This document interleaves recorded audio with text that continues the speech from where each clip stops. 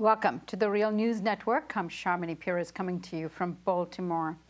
On Saturday, twin bombings targeted a peace rally in Ankara, Turkey, killing nearly 128 people and injuring about 500 people. Activists participating in the rally were calling for peace between the Turkish state and the Kurdistan Workers' Party, also known as PKK. Thousands of the mourners braved the attack by gathering the very next day, Sunday, in central Ankara to rally against the Turkish government, but were met with government forces and tear gas. Turkish Prime Minister Ahmet Davutoglu has blamed the attack on the Islamic State, but others, including the leaders of the Kurdish sympathetic opposition party HDP, are claiming that the attack was in fact carried out by the Turkish state in an attempt to influence the November 1st elections. Çünkü karanlık değil. Bunlar karanlık olaylar değil. Aleni bir şekilde Ankara'nın göbeğinde geliriz ve sizi paramparça ederiz mesajı verilmek isteniyor.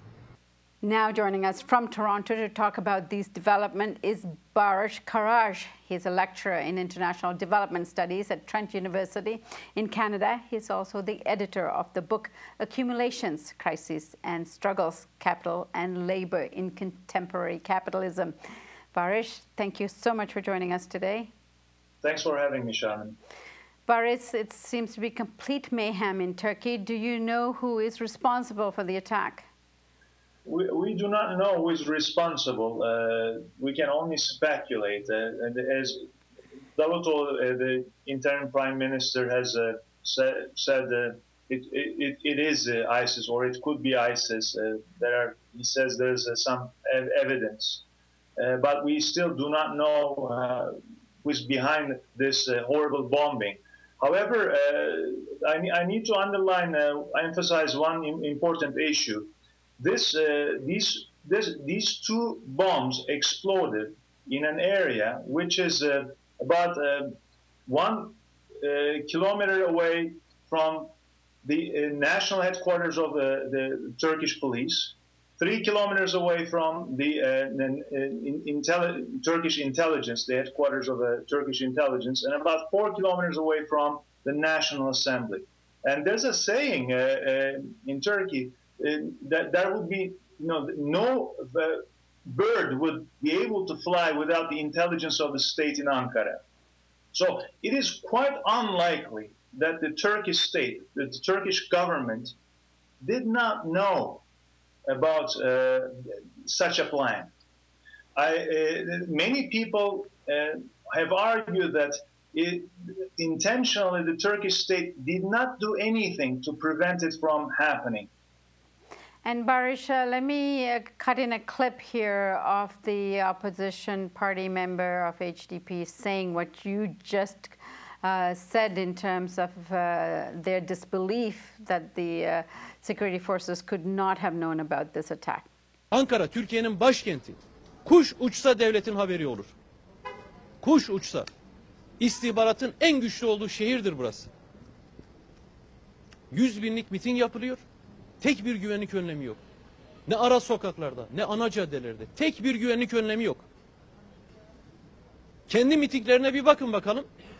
10 cadde ötesinden başlıyor güvenlik önlemleri. Kendileri miting yaptığında 10 cadde öteden başlıyor.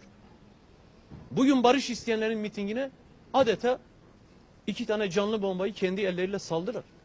Ne kontrol var, ne güvenlik var, hiçbir şey. All right, Baris, so why would the state be attacking and bombing its own people?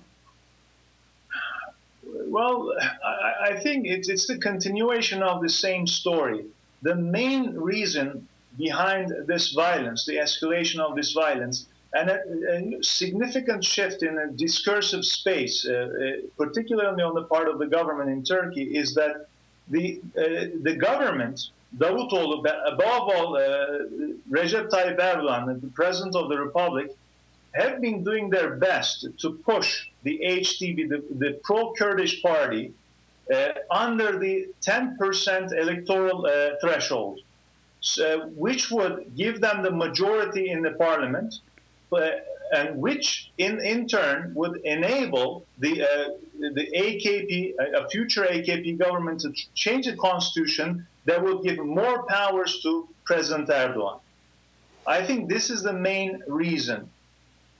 And Baris, now every single media report we have seen starts with Erdogan and the Turkish government indicating that these are allies of the United States in the region.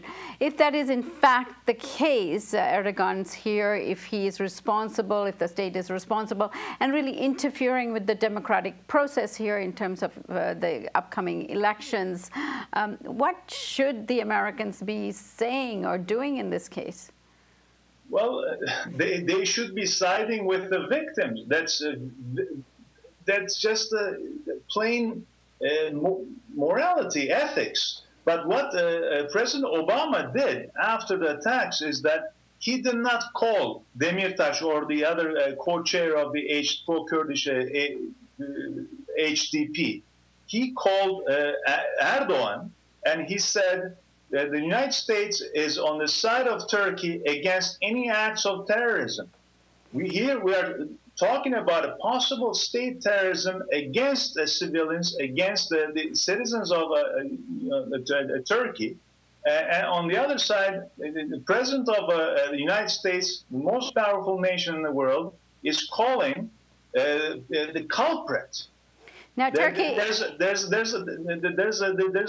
significant hypocrisy here and a contradiction. Now, Turkey is also a member of NATO, and the tension is high in the region. Now, one of the things that everyone, as far as the state and the state of Turkey and the U.S. is saying, is that they think IS is responsible for this attack. Why would we think otherwise? Well, it could be ISIS, or it could be an ultra-nationalist terrorist group from Turkey. We do not know. But the point is that the Turkish state could have prevented this from happening. Secondly, the Turkish state is still responsible because the state itself, above all the government, created an environment that is conducive or that facilitated such acts by ISIS or other terrorist groups within Turkey in the last few years. But the Turkish state, the Turkish government has not taken up any responsibility for any of these acts. There have been many attacks against civilians in the past 2-3 years. And the people who were behind these attacks have not been found, or they have not been taken to court, and no minister from the government has resigned. That is very, very interesting. And after the bombings, the explosions, there was a press conference with 3 ministers, and one of the journalists asked if any of the ministers were willing to resign. One of the ministers responded with a smile. More than 100 people have been killed, 500 people have been injured, and some of them will definitely die, unfortunately. And the minister appears before the cameras with a smile, with a grin on his face. And no one has assumed any responsibility. And Davutoğlu, on top of this, and other government officials have blamed the victims. Baris, you actually had some friends in the rally. Give us a sense of what type of people they are and what their goals, objectives are for Turkey here. So this rally actually was organized by a number of civil society organizations, including labor unions and political parties in Turkey. So thousands of people were there to attend the rally. And some of the people that I know were there. None of the people that I know got injured or lost their lives, but hundreds of people got hurt. And many people, a significant part of the nation is mourning for these people now.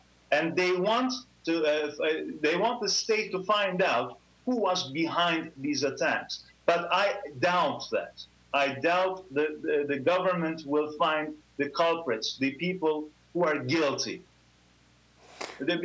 Because this serves, actually, such an environment of violence, escalation of violence, serves the goals of the current government, the AKP and President Erdogan. With increasing polarization and escalation of violence, they're planning to mobilize the nationalist vote so that the HDP will become ineffective or will be below the electoral threshold, so they can realize their goals and hold on to power. Baris Karaagac, let's talk about the upcoming elections and all the players and how this will all play out in the upcoming elections in our next segment. Thanks for joining us, Baris. Absolutely. Thanks for having me.